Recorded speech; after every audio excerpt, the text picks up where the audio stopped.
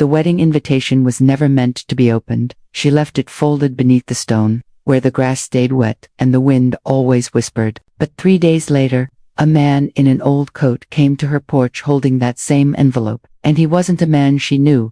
Clara May was set to marry in early fall, in the same small town where she'd buried her father 12 years ago, a quiet woman with a schoolteacher's posture and a florist's hands. Clara had long learned to live around the absence he left behind. Her fiancé, Daniel, never asked too many questions, and the townsfolk had mostly stopped whispering. But when Clara placed that envelope beside the grave, more ritual than hope, something stirred loose from the past, and when a stranger appeared at her door, holding the unopened invitation, her world began to quietly shift. The porch light flickered once, then held steady. I hadn't turned it on. It just came alive on its own, like the house had noticed something before I did. Out in the yard, the crickets had gone quiet. Even the wind stood still. That's when I heard the knock. Not loud, not urgent, just certain. I was standing in the kitchen, folding Daniel's shirt for the 5th time. The radio was on low, something slow from the 60s drifting out like dust, the kind of song my father would have hummed without knowing it. I don't know why I walked to the door right then. Maybe it was the way the light outside had turned orange, that late summer kind of orange, like everything's soaked in honey and ending. Or maybe I already knew someone was there. When I opened the door, the air smelled like earth, damp earth, the kind that sticks to your knees and stays in your fingernails for days. He was standing at the edge of the porch, not quite on it. Older man, tall, but stooped in the shoulders, wool coat, too heavy for the season, boots red with clay, like he'd walked a long way through somewhere. He wasn't welcome. He held something in his hand. It was the envelope. The cream one, with the gold edges, the one I'd tucked under my father's stone 3 days ago, the one I hadn't told anyone about, that my name was still written on the front in Daniel's handwriting, still sealed. The man held it out with both hands, like he didn't want to smudge it. I believe this belongs to you, he said. His voice wasn't rough. It was soft, like he knew how to speak without stirring the air too much. I didn't move, didn't even reach for it. The porch light buzzed. Somewhere behind me, the house creaked. He didn't wait, just placed the envelope on the railing, tipped his hat like people don't anymore, and turned back toward the road. He walked slow, not from age, from something else, like he'd already said more than he meant to. I picked up the envelope once he was out of sight. It was damp, the corners smudged with something dark, not ink, maybe charcoal, maybe dirt. I pressed it between my palms and stood there, still barefoot, still holding Daniel's shirt. The yard was quiet again. Even the leaves had stopped moving. I didn't go after him. I don't know why. My legs didn't feel like mine just then. Instead, I went inside, set the envelope on the kitchen table, turned off the radio. The silence in the house felt full, like it was holding its breath with me. I sat down, looked at the envelope, didn't open it, didn't need to. It was mine, but it wasn't anymore. I made tea without tasting it, let it go cold whilst I watched the light change on the wall. The house started to settle, the way old houses do, groaning, shifting, remembering. The wood beneath my chair creaked like it had heard that voice before. That's what stayed with me, not the coat, or the boots, or even the fact that he knew where I lived. It was the voice, the way he said, "belongs to you," like he knew something I didn't, like he'd carried that envelope through more than just miles. At some point, Daniel called. I didn't answer. He would have asked about the menu again, if I wanted daisies or baby's breath on the tables, if Aunt Lou was still coming, if I remembered to pick up the dress from the tailor. I hadn't. None of it seemed close anymore, just the envelope on the table, and the voice that knew how to knock without asking permission.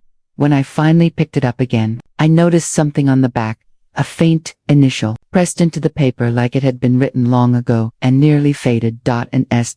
Just that. No last name, no address, just a single letter, like the start of something unfinished. I stood by the sink for a long time, holding that envelope. The kitchen window faced the gravel road, the road that led to the cemetery. I thought I saw movement there once, a shape near the tree line, but it passed. The sun was gone by then, only the porch light stayed on, humming like a tired old memory. I didn't turn it off. That night, I didn't sleep. I lay in bed with the envelope on the nightstand, watched the shadows crawl across the ceiling. I kept hearing his voice.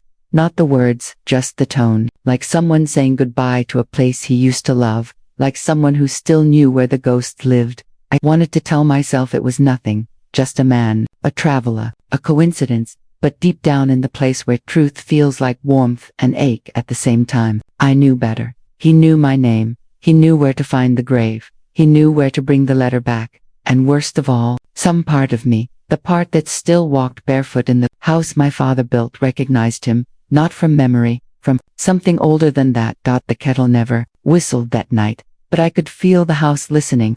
The rain started sometime after midnight, not the kind that soothes you, the kind that lingers, whispering against the windows until it feels like the whole house is breathing beside you. I couldn't sleep. The floorboards kept shifting under the storm, groaning softly like old lungs remembering air. It sounded almost alive. I lay there in the dark, eyes open to the ceiling. The air was thick, that still kind of cold that presses into your bones, not from temperature, but from absence. I could almost hear him again. My father pacing those same boards, waiting for thunder. He used to say, a house that talks in the rains, a house that remembers.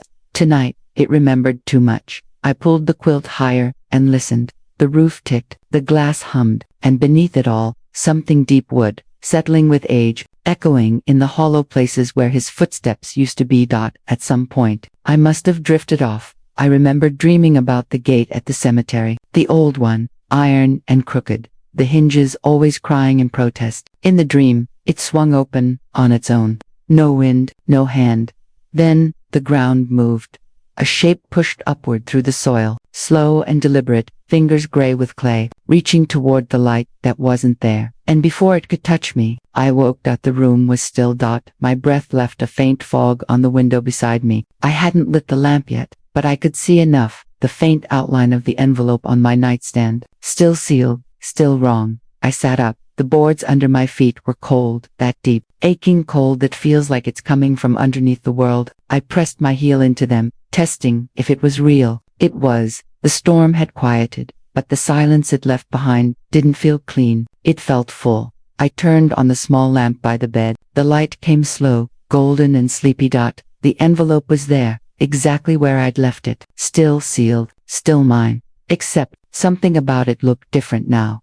I picked it up carefully, like it might fall apart under my fingers. The paper was damp around the edges. A faint smear of charcoal marked one corner, just enough to notice if you were looking for flaws, but it wasn't. The smudge that stopped me, it was the mark on the back, a single, faint initial pressed into the paper. S. Not in Daniel's handwriting, not in mine, just one letter, almost invisible until the light caught it right. I turned it over and over, tracing the wax seal that was still unbroken. For a moment, I thought about opening it again, but the thought passed just as quickly. Whatever was inside wasn't for reading anymore, it was for remembering. I laid it flat on the bedspread. The lamplight made the paper look older than it was, as if it had been waiting longer than 3 days to come home. I went to the window. Outside, the rain had stopped, but the ground shimmered under the porch light. The road stretched empty, swallowed by fog. No footprints, no sign of him. Just the world, still turning, pretending it hadn't seen a thing. I watched until the first streak of dawn brushed across the field. The kind of light that doesn't warm yet. It just reminds you that night's over, whether you want it to be or not. When I turned back to the room, everything looked unfamiliar. The chair, the bed, the small cross on the wall. Even the air felt different, heavier somehow, like someone had stood there while I slept and breathed once, deeply, before leaving. I don't know why I did it, but I knelt beside the bed and pressed my palm to the floorboards. They were still cold, colder than they should have been. It wasn't the kind of chill that fades when you pull your hand away. It lingered, slow and deliberate, like it was remembering the warmth of something that used to be there. I kept my hand there longer than I meant to, and for a moment, I swore I could feel a faint heartbeat beneath the wood. I stayed there until the kettle clicked in the kitchen. The morning light crept through the curtains, painting the walls in that pale color that always follows bad dreams. I made tea. I didn't drink, opened the curtains I didn't need, and tried to convince myself that the man at the door, the voice I thought I recognized, were just pieces of an old wound coming loose again. But that's the thing about grief, it doesn't knock, it returns what you thought you buried. I sat at the kitchen table with the envelope again. The smudge looked darker now, almost like a thumbprint, like someone had held it too tightly before letting it go. Did he open it? Did he read the words meant for a grave? Or did someone else send it back, carrying something my father never meant to share? I thought about that single letter again. S. The way he'd said belongs to you. The way his eyes never met mine. Names began to rise and fall in my mind. Samuel, Silas, Simon, all meaningless until they weren't. Somewhere in the distance, a crow called once. Then again, I looked toward the window. The fog was lifting, but the field beyond it, the one that led toward the cemetery, was darker than it should have been. I folded the envelope in a clean linen napkin and placed it in the drawer by the sink for safekeeping. I told myself, but the truth was simpler. I didn't want it near me anymore. The kettle began to hiss softly again, though I hadn't lit the stove. The house creaked once, like it was exhaling. Then everything went quiet. When I went back to bed, I left the lamp on. I didn't pull the quilt all the way up this time. Instead, I let my hand rest against the floor, the wood cool and steady beneath my fingertips. It felt like an old truth waiting under there, something patient, something buried deep, the kind of thing that doesn't stay quiet forever. And somewhere outside, a hinge cried, soft, slow, like an old gate moving against the wind. The sound faded before I could be sure I'd really heard it, but I lay there anyway, eyes open, heart listening to the house. The floor was cold, and beneath it, something remembered. The attic light hummed when I pulled the string, a soft, tired hum, like something waking up after too long in the dark. Dust swirled in the beam, golden and restless. The air smelled of cedar and old paper, the kind that remembers hands, years, and silence. I hadn't been up there since the funeral. The steps groaned beneath me. Each one sounded older than it used to. There were boxers everywhere, some marked in my father's handwriting, some unmarked, just cardboard. Soft at the edges from rain that had seeped in decades ago. I didn't know what I was looking for. Maybe nothing. Maybe just proof that the man at the door had been real, that I wasn't losing pieces of myself in the quiet.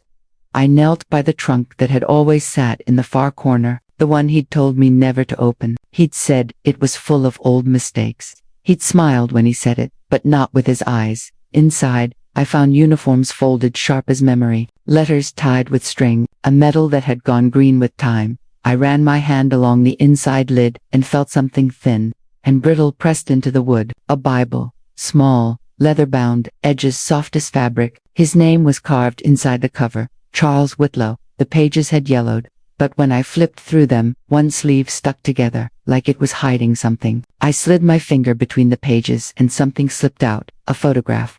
Black and white, edges curled, two men standing shoulder to shoulder, both in uniform, both looking toward something unseen. My father was one of them. The other was the stranger. Younger, maybe 30. Same set of jaw, same stillness in the eyes. The same man who'd come to my porch with an envelope in his hand. I stared at that photo. For a long time, the air in the attic felt heavier the longer I held it, like the moment had been waiting patient, expectant for me to arrive. I turned it over. On the back, the handwriting was small, deliberate. It read, "To see for the promise we buried," and beneath it, the year, 1984. I said it out loud, just to hear it in the air. For the promise we buried. The words felt wrong in my mouth, too private, too heavy to belong to me. I thought about all the things my father had kept quiet, the late nights, the locked drawers, the letters he burned before sunrise. When I was a child, I thought he was protecting me from his sadness. Now, I wondered if he'd been protecting me from the truth. I sat back on the floorboards, the photo trembling in my hands. The attic creaked above me, or maybe below me. It was hard to tell. The sound moved like breath, slow and deliberate. The air was dry, but somehow I could smell rain, that same earthy, red clay scent that had clung to the man's boots when he stood on my porch. I looked back at the photo, their faces, the closeness between them. Whatever it was they shared, it wasn't just friendship. It was a secret, and secrets, in this family, were never kept without reason. I pulled the medal from the trunk again. It was engraved with a single word, valor. The ribbon torn, edges darkened by smoke. He'd never told me how he'd earned it. Whenever I'd asked, he'd only said, "There are some things you survive by not remembering." I used to think that was wisdom. Now, it sounded more like guilt. Downstairs, the wind shifted. The door creaked against its frame. I froze, listening. No footsteps. Just that sound, the old wood sighing, like it knew what I'd found. I reached into the trunk one last time and felt something caught between the folded uniforms, a pocket knife, small, worn smooth, the initials SW etched faintly into the handle. Samuel with, no, that wasn't right. My father's name was Charles. So who was S? I held it close to the light, my heart beat loud in my ears. The blade was dull, but clean, used often, cared for. A man doesn't carry another man's knife unless he means to remember him. I looked again at the photograph, at the words on the back, the promise we buried. It hit me then. The man who came to my porch wasn't a stranger. He was the promise. Or maybe the one who came to collect it. I sat there until the light from the small attic window turned pale and gray. The photograph rested in my lap, the Bible open beside it, the air still holding that faint scent of earth and smoke. When I finally stood, my knees ached from the cold. The house was silent again, too silent. I glanced at the attic door before leaving. The light flickered once, then out. Back downstairs, I laid the photo on the kitchen table. The faces stared up through the dim light. Two men frozen in time, bound by something I couldn't name. I poured myself a glass of water and stared through it. The reflection of their faces bent and swayed in the glass like ghosts underwater. I whispered their names. One I knew, one I didn't, and waited for something to stir in me. But all I felt was distance, and the quiet ache of questions without answers. Before I went to bed, I slipped the photo into the drawer beside the envelope. Two things returned to me that never should have left. Two things that didn't belong to me, but somehow found their way back. The night air was cool again. The same storm scent, that red clay and smoke, lingered outside the open window. I shut it gently and watched the curtain settle back against the glass. Somewhere beyond the trees, the cemetery waited, the gate, the stone, the earth that held all his promises. And for the first time, I wondered if some of them were still breathing down there. When I finally turned off the lamp, I could still see the flash of the photograph in my mind. Two men, uniforms, a moment that had been buried before I was even born. My father used to say, memory is like water, it seeps through, no matter how tight you hold it back. And now, it was seeping through paper, through time, through everything I thought I knew about him. I lay there in the dark, the sound of the rain returning in the distance, soft at first, then steady, the kind that makes you listen. And, as it fell, I could almost hear his voice, low, gentle, carried through the house like wind between the walls. Don't look for what's already buried, Clara. Some promises keep better underground. But it was too late. I'd already dug one up. The sky turned the color of pewter before the rain came, the kind of gray that doesn't move, doesn't speak, just waits, like a breath held too long. Everything in the valley slowed beneath it. Even the birds forgot their songs. I drove with the windows cracked, and the wind carried in the smell of something damp and old, pine needles, clay, and somewhere beneath that, smoke. Aunt Helen lived just off Miller's Ridge, past the old orchard that hadn't grown a decent apple in years. The house looked the same, leaning gently to one side, paint peeling at the corners, porch swing missing its chain on one end. She'd lived alone since 2004, but the place still felt full, full of her voice, full of my father's ghost. She opened the door before I knocked, didn't say my name, just nodded once, and stepped aside like she'd been waiting on me, like she already knew what I was there to ask. I followed her inside. The air smelled like boiled tea bags and lavender powder. She wore the same gray cardigan she always had, sleeves too long, pockets stuffed with tissues and peppermint wrappers. The old floor creaked when I sat, the same creak I remembered from summers, spent on that couch watching her shell peas and keep quiet. I handed her the photo. She didn't touch it. She leaned in slow, the way you do when you're not sure what you're ready to see. Her eyes narrowed, not from confusion, from memory. She looked at it the way someone stares at a wound they'd forgotten they'd had. That's him, she said softly, then leaned back, didn't say his name, didn't ask me where I got it, just rested her hand over her chest like something old had stirred awake. I waited. Clock on the wall ticked louder than it should have. A truck passed outside, tires hissing on gravel. Still, she didn't speak. Finally, I asked, who is he? She looked out the window, toward the trees. Her mouth stayed closed, but her jaw tightened. Your father wasn't the only one who left something behind, she said. Her voice was low, almost kind, but not soft. I asked again, gently this time, showed her the writing on the back. The year, the promise, Her eyes flicked to the photograph again, but only for a second. Then she reached into her sweater pocket, pulled out a piece of peppermint, unwrapped it slow. "You know what your daddy used to say," she said. "Some graves hold more than bones." She popped the mint in her mouth. Didn't look at me.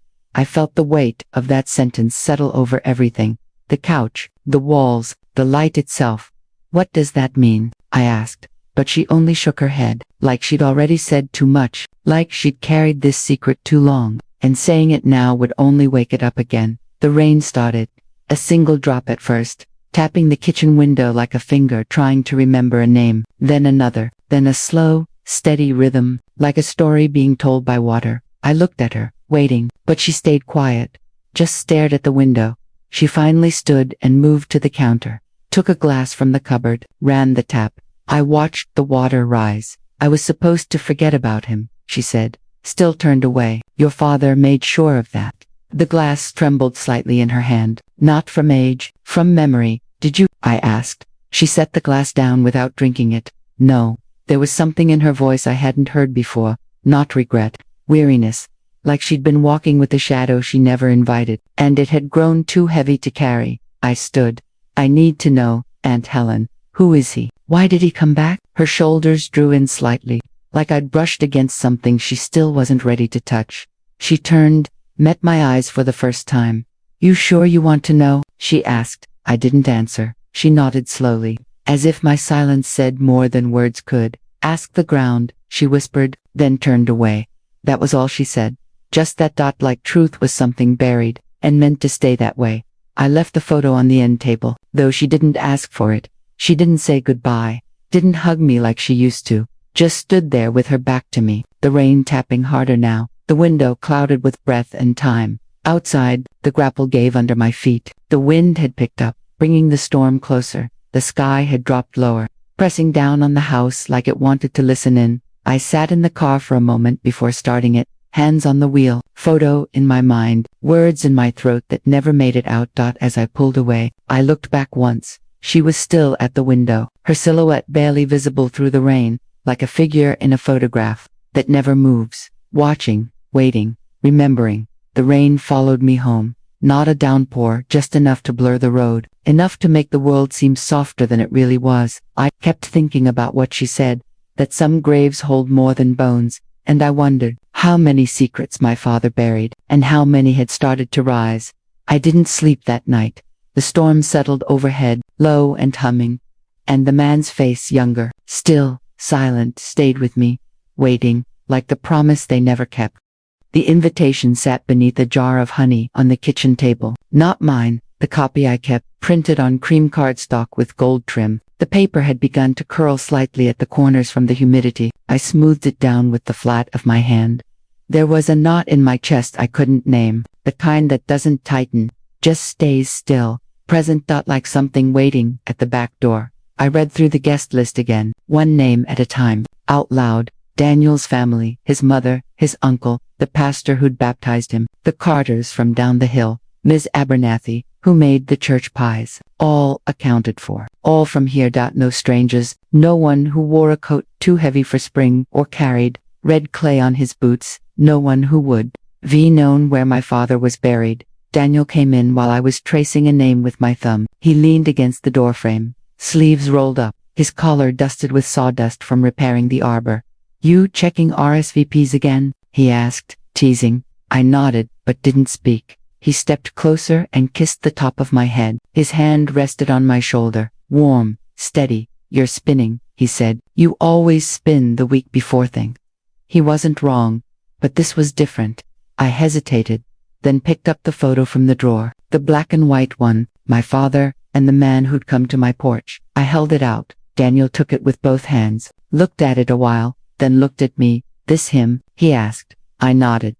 Daniel frowned, not in suspicion, but in effort, trying to place a face with a name he didn't know. "He showed up," he said.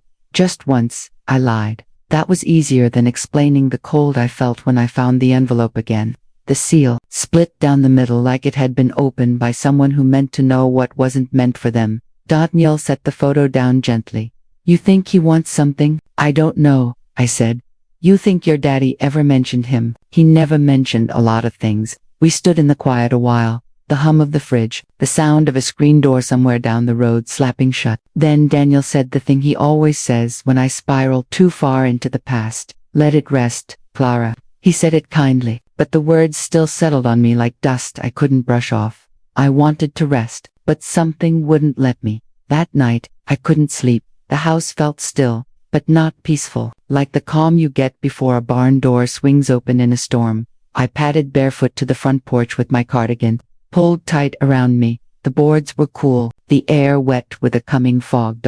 And there it was, the envelope. Again, it sat on the top step like it had been placed there gently, not tossed, not dropped, left. The wax seal broken now, split clean through. No sign of the paper inside being touched, but somehow it felt violated. The kind of opening that doesn't need hands, just intention. I picked it up and held it in both hands. It was heavier than before, though I knew that wasn't true. Same paper, same weight, different meaning. I sat on the porch swing and held it in my lap. The night was silent. Even the crickets seemed to know not to speak. In the distance, a dog barked once, then stopped.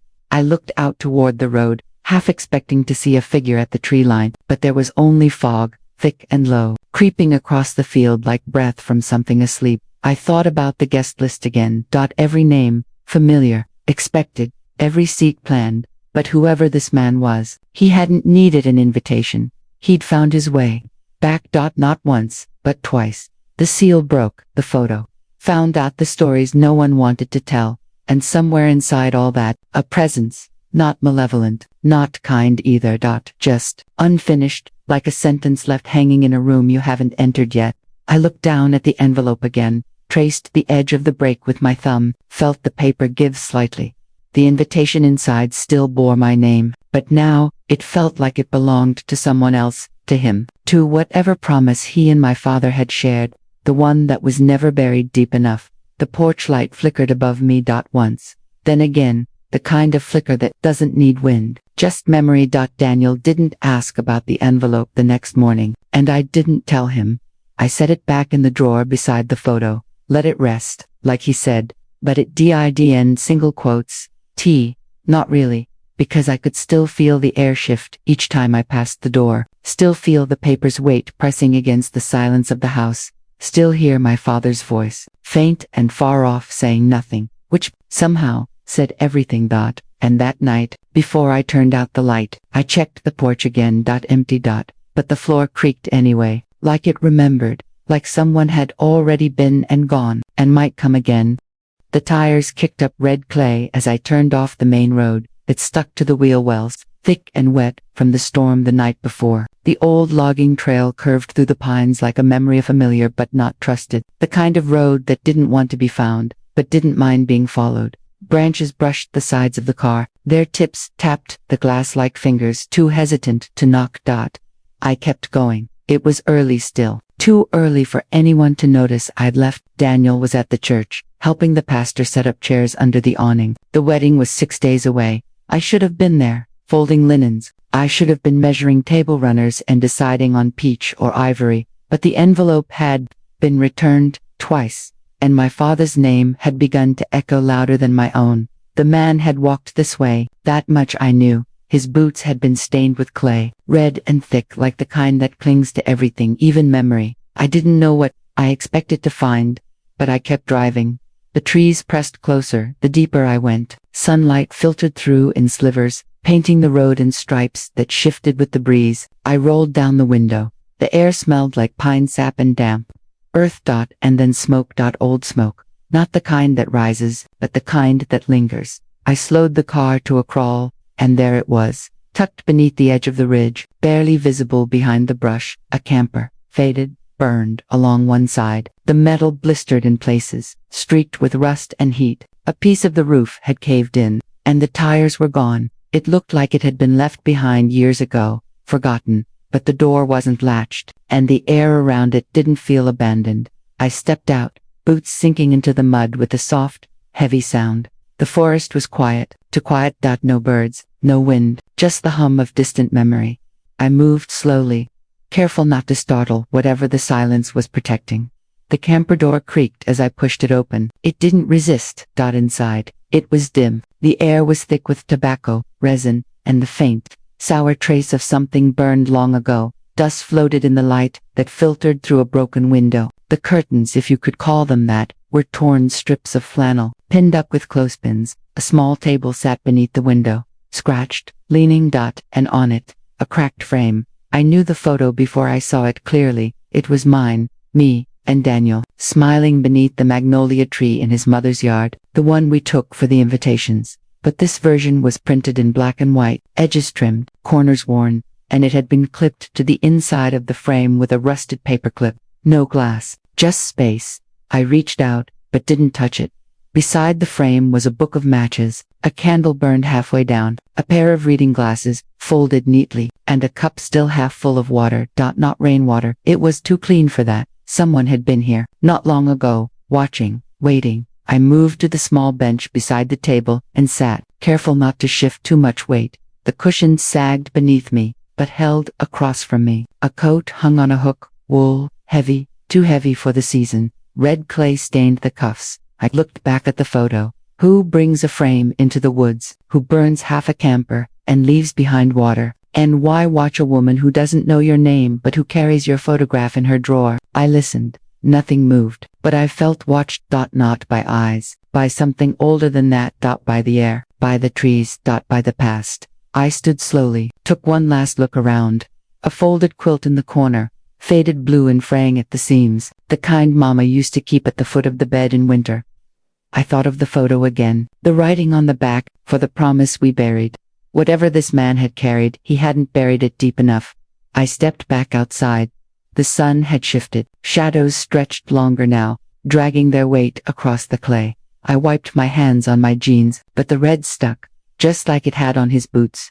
Driving back, the trees didn't feel the same. The road felt closer, like the woods knew what I'd seen, and wanted to keep it. By the time I reached the main road, the wind had picked up, carried the scent of rain behind it. I glanced in the rearview mirror. The trail was swallowed in green. No sign of the camper. No proof it had ever been there, except the clay on my boots, and the photograph in my memory. I didn't tell Daniel. Not yet. Some truths have to settle first, like dirt in a jar of creek water. You let them sit, and wait for the clear to return. That night, I left the porch light on, but I didn't check the steps. Some part of me knew, if he wanted to be seen, he already had been, and if he came again, I wasn't sure I'd ask him to leave. The attic was too quiet again. Dust fell in slow spirals through the sunlight. The air held that stillness that only comes after you've disturbed something that didn't want to be touched. I had already searched the trunks, the drawers, the tin box beneath the stairs, but there was one thing I hadn't looked through. One thing I didn't want to dot. It was the quilt. The blue one with tiny hand-stitched stars, worn thin along the seams, cotton faded where the sun used to hit it through the bedroom window. He'd kept it folded at the foot of his bed, even in summer. Said it was Mama's favorite, though I never saw her touch it after the funeral. I carried it down to the living room, laid it out flat across the floor, like you would a memory that needed air. The house creaked overhead, as if watching. Each star was sewn tight, tiny, careful stitches, a pattern that didn't draw attention. Quiet beauty. I ran my fingers across the underside, paused near one corner, where the fabric felt stiff, thicker. There was a lining beneath the lining. I slid my fingers inside, felt papered, edges soft with age. I pulled it out slowly, a letter, still sealed. The envelope was yellowed, but the handwriting hadn't faded. Samuel, that was all it said. No address, no date, just the name, like the paper already knew where it was supposed to go. I sat on the floor and stared at it, my father's handwriting, careful, angular, familiar, in a way that didn't comfort me anymore. The room was still, light filtered through the curtains, brushing the edges of the floor. I opened the letter. The seal cracked softly, like something exhaling. I unfolded the paper with both hands. Inside, my father's voice returned, not aloud, but in ink, in sentences he never spoke out loud. Samuel, I'm writing this because silence has grown heavier than guilt. We swore to forget Birch Hollow, to bury it, and everything it meant, but things left buried have a way of rising when they're not forgiven. I paused. My hands were already shaking. I raised her the best I could. You know that. I gave her a quiet life, one without questions, but I see her now, the way she moves, the the way she watches the world, and I wonder how long it'll take before she asks the right ones. The words blurred for a second. I blinked them back into place. If she finds you, or if you find her, tell her what we did. Tell her why we did it. But wait until she's ready, because the truth we buried in Birch Hollow wasn't just ours. He ended the letter with his name. Not love, Dad, not your friend, Charles. Just the name, plain, final, Charles Whitlow. The letter slipped from my hands, fell to the floor in that soft, quiet way that heavy things fall. The air in the room changed, thicker now, like the walls had been listening, and didn't like what they'd heard. I picked the letter up again, folded it. Held it to my chest like something warm I wasn't sure I wanted to keep. My father had written to a man I barely knew, and in that letter, he gave away something I hadn't yet lived. My life, or the truth inside it. A daughter who must never know what we buried in Birch Hollow. The sentence looped in my mind, over and over, each time quieter, each time heavier. Was he protecting me, or hiding me? And from what I stood, held the quilt up to the light. Some of the stars were stitched over worn patches, places where the thread didn't match. Repairs. Like the quilt had broken once, like it had been torn and patched by someone who knew how to cover things gently. I folded the letter and tucked it into my sweater pocket. Looked out the window. The sky was turning ember. Evening had crept in without permission. The woods in the distance swayed like they knew my name, like they knew what Birch Hollow meant. And had been waiting for me to ask. The quilt lay on the floor. Its edges curled inward like it was trying to hold itself. I didn't put it back. I let it lie there, like something finally allowed to rest. For now. That night, I placed the letter beside my bed. Didn't read it again. Didn't need to. Its words were already inside me. I left the window cracked. The air smelled like rain was thinking about coming, like the clay beneath the house was waking up, and as I closed my eyes, I heard a sound I hadn't heard in years. The owl, calling from somewhere near the hollow. Once, then gone. The trail to Birch Hollow wasn't marked. It curved behind the pasture, slipped past the fence line, and disappeared beneath the trees like it had never wanted to be followed. The birches leaned close here, white bark peeling in quiet curls, like paper that had tried to forget what it once held. The morning light flickered through the leaves, soft and broken. Everything smelled like damp moss and memory.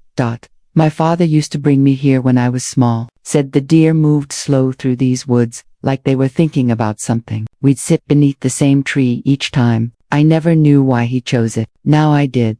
I followed the old path, boots crunching over twigs, the wind pressing gently at my back. It was cooler under the canopy, still, like the world was holding its breath. I knew where to go, the clearing near the ridge, just past the dry creek bed, where the birches grew too close together, and the air felt like it had weight. That's where the deer stand was, still there, leaning to one side, vines climbing up its legs like they were trying to drag it back down. I stood beneath it, and waited. It took me a minute to kneel, not from fear, from knowing, once I reached into that soil, there wouldn't be any going back. But my hands moved anyway. Slow, careful. The earth was softer than I expected, not wet, just loose, like it had been disturbed before, like something had been hidden, but not buried deep. I found the edge of the tin box with my fingertips. Cool metal, rusted at the corners. I lifted it out, brushing the dirt away with my sleeve. It wasn't locked, just latched. I sat down in the grass, heart ticking like a second hand, opened it, and there it was. A folded paper, aged, yellowed, the edges curled like they'd been read too many times. A locket, silver scratched, the kind worn close to the skin. And underneath a certificate. My name. But not the name I expected beneath Mother. I stared at the words. My breath caught before I could stop it. The trees around me swayed once, just once, like the wind had heard what I hadn't yet accepted. Her name wasn't there. Not the woman who raised me. Not the one who taught me to lace my shoes or press sheets flat with her palms. Another name, a stranger's, written in black ink, faded but certain. I opened the locket with shaking hands. Inside, a photograph. Me, a baby, cheeks round, eyes too big for my face. And beside me, a woman I didn't recognize. Dark hair, soft eyes, tired smile, holding me like I meant something, like I was hers. I didn't cry, not then, just sat there, quiet, while the forest filled in the silence I left behind. 1,000 things ran through me at once, questions, anger, grief, without shape, but louder than all of them was one thought. Why didn't they tell me? Why did they build a life on a story that wasn't true? Why did they let me believe it was? I folded the certificate, pressed the locket closed, put everything back into the box, then took it out again. I couldn't put it back in the ground, not now. Whatever had been buried, it belonged to me now. I looked up at the deer stand, its ladder missing a rung, its platform rotting at the edges, still holding on, still standing. Like a witness. Like something left behind to remember what others tried to forget. The sun had shifted when I stood. Long beams of light cut through the trees, catching dust and pollen in the air. I held the box close as I walked. Didn't rush, didn't look back. At the edge of the woods, the birches stood taller, straighter, their bark peeling in silence. I stepped through them, back into the clearing, back into the world I thought I knew. But something had changed, something quiet, something permanent. By the time I reached the car, the wind had picked up again, carrying with it the scent of pine and clay, and something older. I looked down at the locket in my palm. Still warm, still closed. The box sat on the passenger seat beside me. I didn't fasten it in, didn't need to. It wasn't going anywhere, and neither was the truth. Not now. When I turned the key, the engine started slow, steady. The trees didn't move, they just stood there, watching, like they'd seen it all before, like they knew I'd be back. The courthouse smelled like old paper and floor wax. The kind of smell that settles in the walls and never leaves. Light filtered through high windows, thick with dust. Everything echoed, footsteps, voices, even the sighs of people waiting for something they weren't sure they wanted to find. I held the photograph tight in my hand, the one with my father and the man who came to my door, younger then, standing shoulder to shoulder, uniforms stiff with memory. I didn't know what I expected to feel, but I wasn't ready for what I did. The woman behind the glass wore a blue sweater with little white buttons shaped like flowers. She didn't smile, but she wasn't unkind. "Military archives?" she asked. I nodded, slid the photo under the window. She looked at it, then looked at me. "You, the daughter?" she asked softly. I didn't answer right away. I think she saw it on my face. She took the photo and disappeared down a long hallway lined with file drawers and silence. I sat on the wooden bench and waited outside. The wind picked up, blew dust across the glass like breath. I traced the edge of the envelope still folded in my coat pocket, the broken seal, the letter that hadn't been meant for me, but found its way back anyway. She came back after 10 minutes, but it felt longer. Set a folder on the counter, opened it slowly, like peeling back a layer of something delicate. "Samuel Whitlow," she said, tapping the top of the file. I felt my chest tighten. She turned it toward me. There was a photo, clipped to the inside. Older now, but still, him. Same eyes, same silence. She kept speaking, but her voice felt far away. "Served with Charles with Unit 88th Recon, Army, early 80s. She paused, glanced up. "Your father's brother." I looked down at the page, at the name printed in black. Samuel Whitlow, blood brother, not just a friend, not just a name whispered in a letter. My uncle. And no one had ever told me. The woman kept talking, flipping pages, notes about dates, stations, discharge status, but I was somewhere else, in my living room, watching the envelope slide across the porch railing, hearing the words again in his voice. "I believe this belongs to you." I took the photo back and thanked her. She nodded once, didn't ask questions, didn't need to. Back in the car, I sat with the folder in my lap. Read the name again, and again. It sounded too familiar now, like a truth I'd known but hadn't said out loud. Samuel Whitlow. The handwriting on the envelope made sense now. The S on the back, the charcoal smudge. He'd carried the promise my father left behind, and now, he'd returned for it. I opened the letter again, the one I found under the quilt. "If she finds you, or if you find her, tell her what we did, tell her why we did it." My father's voice, still strong even on paper.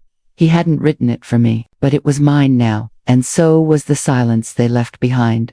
I rolled the window down. The courthouse stood behind me like a statue square, still, full of names most people never said out loud. I looked out toward the ridge in the distance, the place where the woods began, and I wondered how long he'd been watching, not out of malice, not even regret, but duty. A promise made between brothers, a life kept quiet so another could live.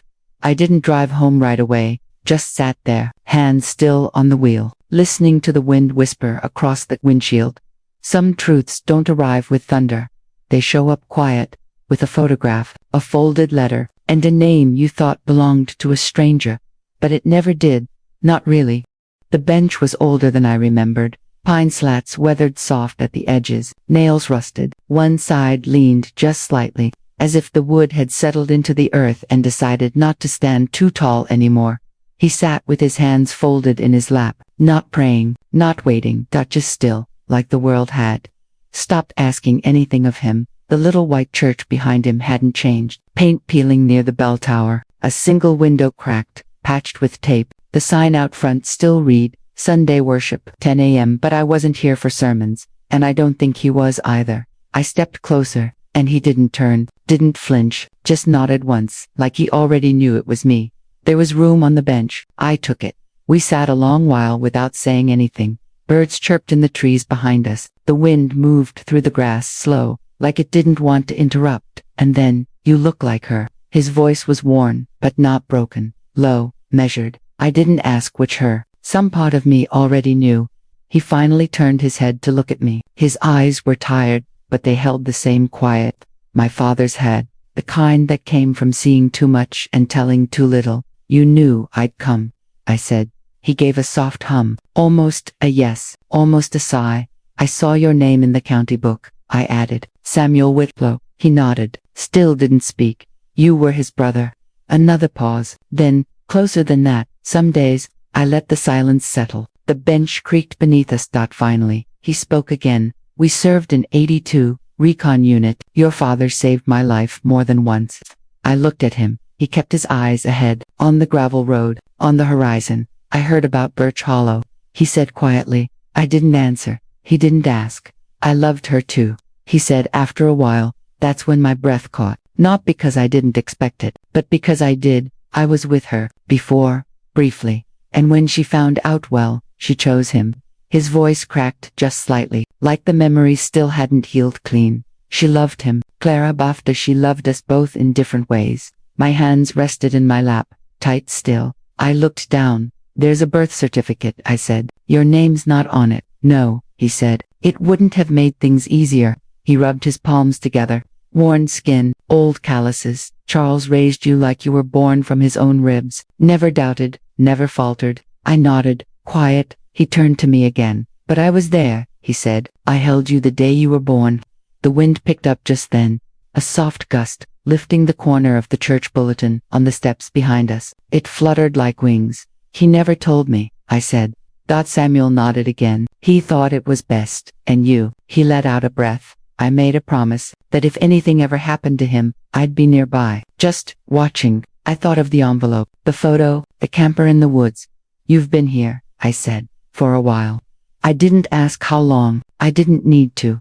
"You deserve to know where you come from," he said. "But why now?" He paused, looked down at his hands. "Because you're getting married," he said. "And I couldn't let you go forward without knowing whose blood you carry." I felt something in me shift. Not anger, not grief, something quieter, like standing at the edge of a field. "You thought you knew, and realizing it was always wider than you'd believed. Your father, he never stopped loving your mother," Samuel said. "And I never stopped loving them both." He smiled, but not with his eyes. A dog barked far off in the distance. A screen door slammed somewhere across town. Life kept moving, even if we didn't. I stood slowly. Samuel did too. He straightened his coat, smoothed the edges. He looked older now, not because of age, because I could finally see the weight he'd been carrying. I reached into my coat pocket, took out the photograph. Held it out. He took it with both hands, held it like it mattered, like it was more than paper. He nodded once, folded it, and slipped it into his coat. "I'm not here to replace anyone," he said. I looked at him. "I know," I said. He gave a soft smile. "You'll make a good wife," he added, "and a stronger daughter than either of us ever were men." The wind moved through the trees again. The church bell didn't ring. It didn't need to. I turned to leave. Samuel sat back down on the bench, hands folded. Eyes watching the road, like he'd done all his life. And as I walked away, I felt something behind me let go. Not him, not my father, just the silence between them, and maybe the piece of me that had always been waiting for this. The light came in golden dots, soft and wide through the chapel windows, like it had been waiting just for this morning. Dust floated in the beams, slow, like pollen caught in still air. It didn't feel like a wedding day. It felt like a page being turned gently, like something ending quietly, not with music, not with bells, just the sound of fabric rustling and wooden pews creaking as people shifted in their seats. I stood at the back of the chapel, hand resting on the doorframe. The bouquet felt heavier than it had in rehearsal. The lace on my dress pulled at my collarbone, not tight, just there, just enough to remind me I was being held by something old. Daniel waited at the front, shoulders straight, eyes soft. He didn't smile. Not yet, and that was okay. Marigolds lined the aisle. I picked them myself, put them in the basket 2 days ago, just after sunrise. I'd left one stem on my father's stone that morning, not out of tradition, but because he would have liked the color. Bright, honest, the kind that says nothing and means everything. There was an empty seat in the front row, right side. Second from the aisle. I'd left it that way, not because I expected him, but because I needed this space. A place to breathe, a place for memory. Beside it, I laid a small glass jar with 2 marigolds and 1 folded note, tied with twine. It didn't say much, just thank you, written in my hand, and a pressed leaf tucked inside from birch hollow.